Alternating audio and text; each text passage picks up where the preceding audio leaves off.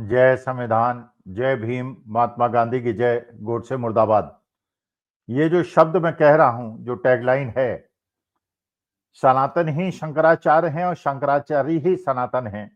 ये डी.के. बरुआ साहब उस स्टेटमेंट की तरह न लिया जाए जब उन्होंने कहा था कि Indira is India, India is Indira. लेकिन मेरा ये स्पष्ट मानना है, क्योंकि मैं एक सनातनी हूं और सनातन धर्म में और सनातन धर्म के मूल्यों में मेरी अगाध आस्था है और मैं आस्तिक हूं, भगवान के अस्तित्व में विश्वास करता हूं, लेकिन ये भी चाहता हूं कि मेरा देश 21वीं शताब्दी की तरफ बढ़े और अपनी आस्थाओं के बल पर, अपने आत्मिक बल को बनाए हुए हम लोग विश्व में एक कॉम्पिटिटिव एनवायरनमेंट में खड़े हों। साइंस भी अपनी दिशा में जो प्रगति मानव कल्याण की तरह कर सकती है वो करे, और अपने मानव को, अपने व्यक्तित्व को निखारने में जो मेरा धर्म मुझे सिखाता है मैं वो करता रहूं। उसी रास्ते पे चलने के लिए देश के युवाओं को प्रेरित करूं और देश एक भविष्य उज्जवल भविष्य की तरफ बढ़े, यही मेरी एक कामना है। शंकराचार्य ही सनातन है, सनातन ही शंकराचार्य हैं। देखिए, सनातन धर्म में त्याग का, तपस्या का और चीजों को छोड़ने का, त्याजने का बहुत बड़ा सिद्धांत है और ये अद्वितीय सिद्धांत है। जैसे इस्लाम के अंदर सूफी संप्रदाय त्यागना, और हमारे देश में तो ऐसे ऐसे सूफी सन्यासी हुए हैं जिन्होंने बड़े बड़े राजा महाराजाओं को अपने कदमों में झुकाया है, केवल वैराग्य की भावना से, तपस्या की भावना से, तजने की भावना से। और मेरा यह मानना है कि हमारे चारों शंकराचार्य जो अपने अपने पीठों पे आज आसीन हैं, वो उसका एक अद्वितीय उदाहरण है। और जो लोग भी इन पे अनर्गल प्रलाप करता है या ये इनको बदनाम करने का प्रयास करता है, वो न केवल सनातन धर्म का विरोधी है बल्कि वो देश का भी दुश्मन है, ऐसा मेरा मानना है। ये सबको पता है, सभी धर्म के अपने मानने वाले हैं और उस पे उनका विश्वास होना ये स्वाभाविक है।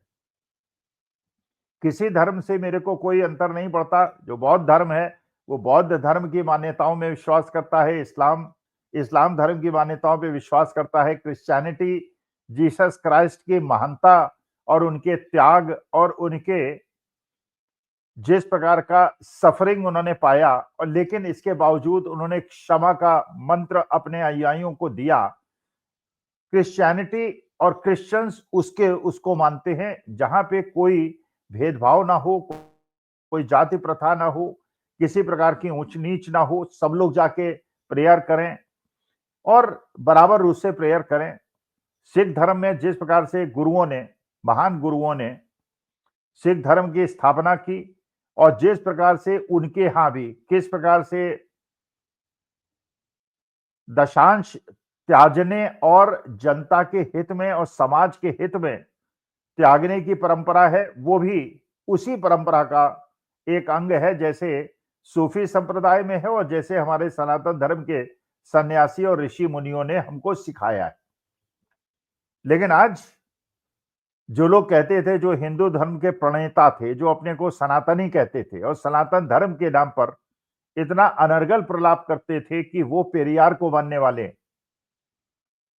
जो हमारे ग्रंथों को और पुस्तकों को नहीं मानते, जो उनका अपना अधिकार है, हम मानते हैं, हम राजचरितमानस को मानते हैं, हम शास्त्र वेदों को मानते हैं। लेकिन अगर हिंदू धर्म को मानने वाले कुछ लोग नहीं मानते, ये उनकी विचारधारा है, उनको गाली देने या उनका अपमान करने या उनके लिए अनर्गल प्रलाप करना भी मेरे ख्याल से उचित नहीं है, क्योंकि भारत की महानता तभी तक है जब सब अपनी अपनी मान्यताओं में आगे बढ़ने के लिए स्वतंत्र हों। और यही सनातन धर्म, क्योंकि सनातन धर्म का मतलब यह है जो सनातन है, जो अनादिकाल से चला आ रहा है। जैसे सूर्य देव और चंद्र और वायु और पृथ्वी और आकाश, ये सब ऐसे हैं जो कि हमारे अस्तित्व के पहले के हैं, तो ये सनातन है। उसी प्रकार से सनातन मूल्य भी सनातन है, और सनातन मूल्य में क्या है?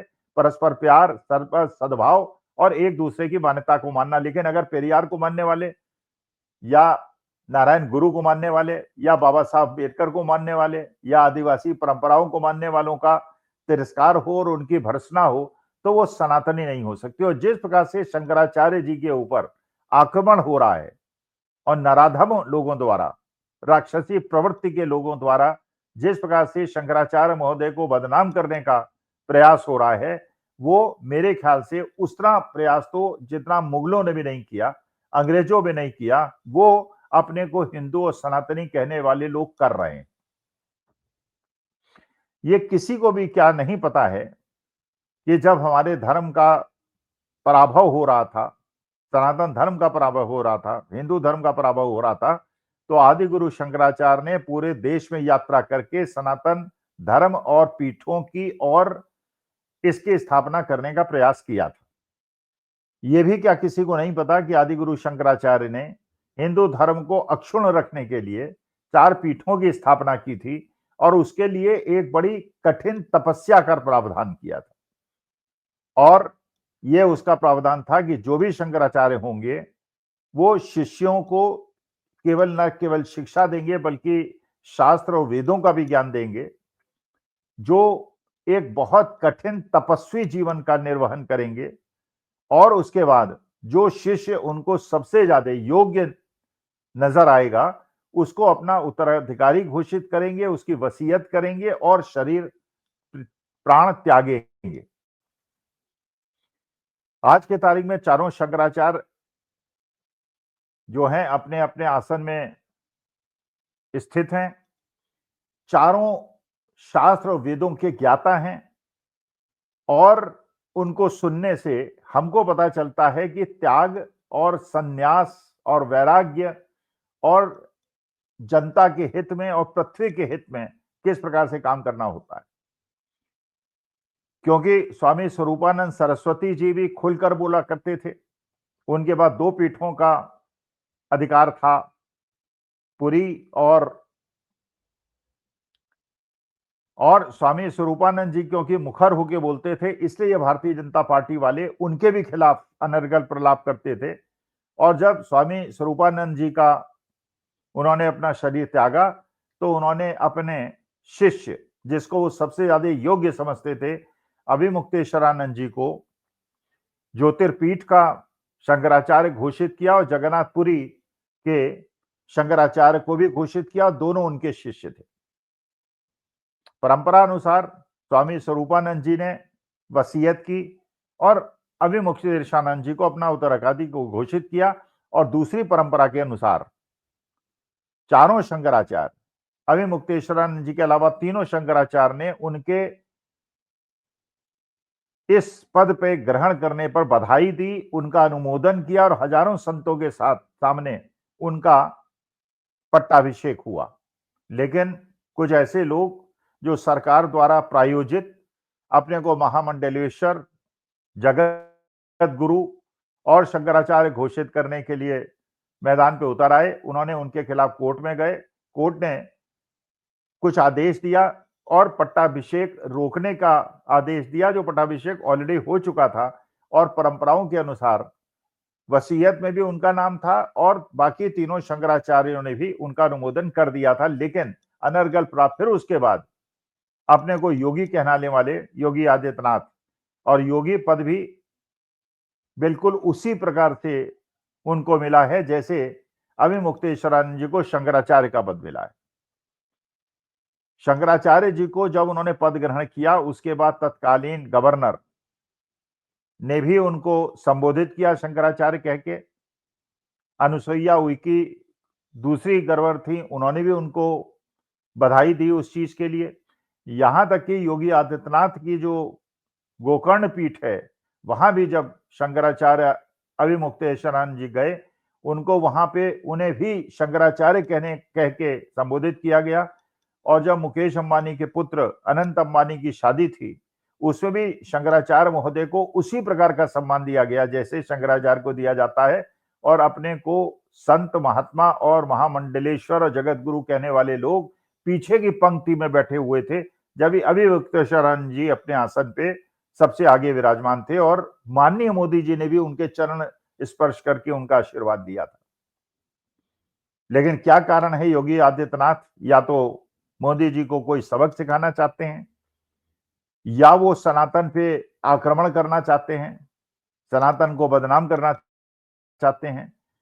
तथा कथित एक हिस्ट्री शीटर के माध्यम से अभिमुक्तेश्वरानंद जी के खिलाफ जिस प्रकार के आरोप लगा रहे हैं, उससे मेरा सनातनी मन आहत है, दुखी है और मुझे ये लगता है अनर्गल आरोप।